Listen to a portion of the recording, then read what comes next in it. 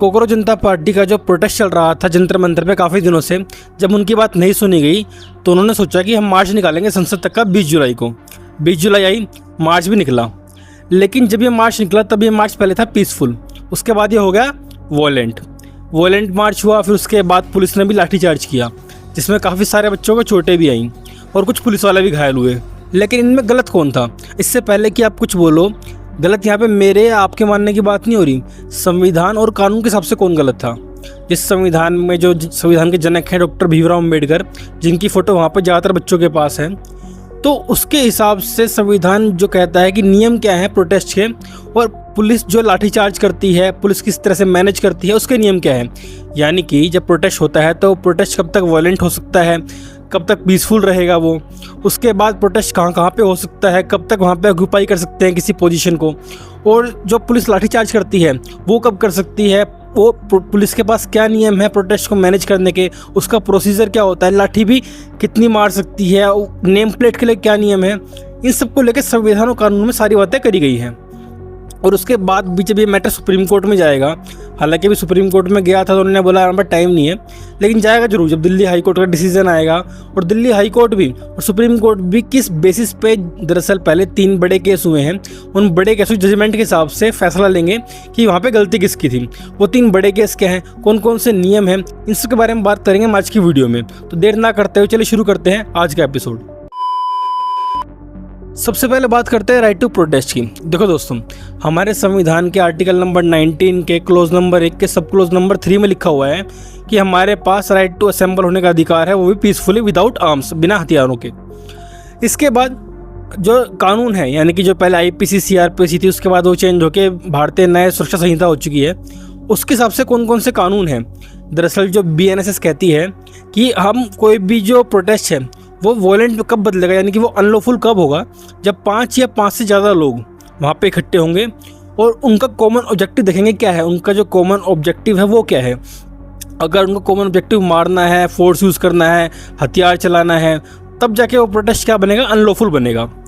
अब और कौन कौन से नियम हैं, जो भारतीय न्याय सुरक्षा संहिता है BNSS, इसके सेक्शन नंबर 163 के हिसाब से जो प्रोटेस्ट है वो सिर्फ दिल्ली में जंतर मंतर पे ही हो सकता है, इसके अलावा कहीं नहीं हो सकता पूरी दिल्ली में। और इसके अलावा क्या है कि जो भी प्रोटेस्ट होगा उसके लिए परमिशन लेनी पड़ेगी। अब देखो आप, और इसके अलावा भी एक और नियम है भारतीय न्याय सुरक्षा संहिता का आर्टिकल नंबर सेक्शन नंबर 132, इसके हिसाब से अगर कोई पुलिस वाले पे हमला करता है तो उसके हिसाब से कौन कौन से नियम है। सबसे पहले बात करते हैं कि वहाँ पे कौन कौन से नियम तोड़े गए बाय द प्रोटेस्टर्स। देखो दोस्तों, जो BNSS का नियम था कि वहाँ पे पीसफुली असेंबल हो सकते हैं, लेकिन उनका उद्देश्य देखेंगे कि उनका उद्देश्य क्या है, उनका ऑब्जेक्टिव क्या है। वहाँ पे ऑब्जेक्टिव क्या था कि धर्मेंद्र प्रधान का इस्तीफा हो, और ये पूरा एक स्टूडेंट प्रोटेस्ट था, तो इस हिसाब से उनको कोई ऐसा मकसद नहीं था कि हम फोर्स यूज़ करेंगे, क्राइम करेंगे वगैरह वगैरह, तो इस हिसाब से वहाँ पे कोई नियम नहीं टूटा। लेकिन उसके बाद क्या हुआ, वहाँ पे नियम तोड़े कौन कौन से, BNSS का सेक्शन नंबर 163 वाला, उसमें कहता है कि सिर्फ जंतर मंतर पे ही हो सकता है प्रोटेस्ट, उसके बाहर नहीं हो सकता। लेकिन प्रोटेस्ट जंतर मंतर से बाहर भी गया। और कौन से तोड़े गए कि कोई प्रोटेस्ट होगा तो उसके लिए परमिशन लेनी पड़ेगी, यहाँ परमिशन भी नहीं ली गई। और जो BNSS का सेक्शन नंबर 132 है कि पुलिस वाले पे ऑन ड्यूटी हमला नहीं कर सकते, वहाँ पे वो भी हुआ। अब सुप्रीम कोर्ट ने भी ऐसे कह रखा है कोई प्रोटेस्ट पहले पीसफुल हो, उसके बाद वो हो सकता है कि वो वॉयलेंट में कन्वर्ट हो जाए, वैसा ही यहाँ पर भी हुआ। अब बात करते हैं कि पुलिस के पास कौन कौन से अधिकार हैं वहाँ पे जब प्रोटेस्ट हो रहा होगा उसको मैनेज करने के।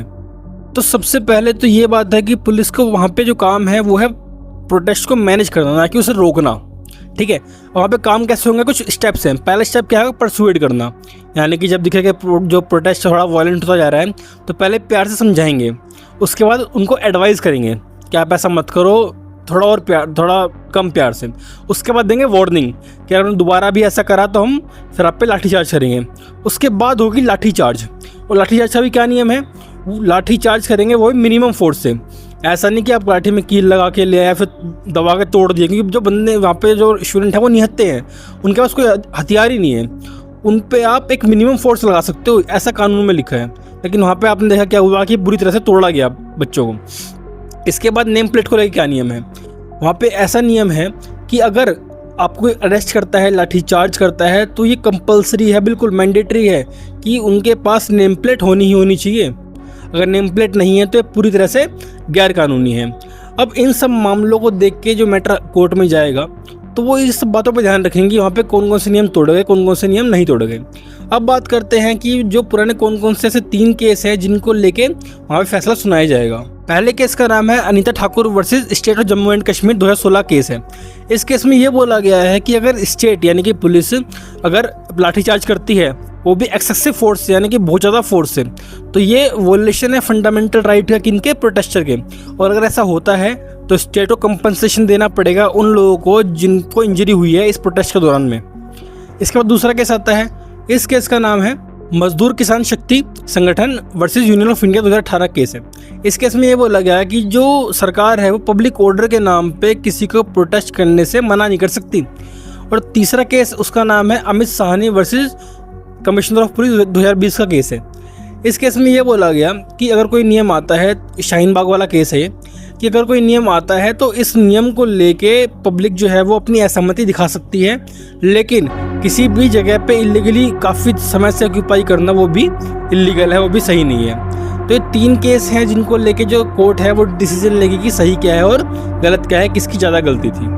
बाकी आप क्या बोलोगे इन कानूनों के बारे में, इन प्रोटेस्ट के बारे में बताना मुझे कमेंट्स में। मिलेंगे नेक्स्ट वीडियो में, तब तक के लिए राम राम।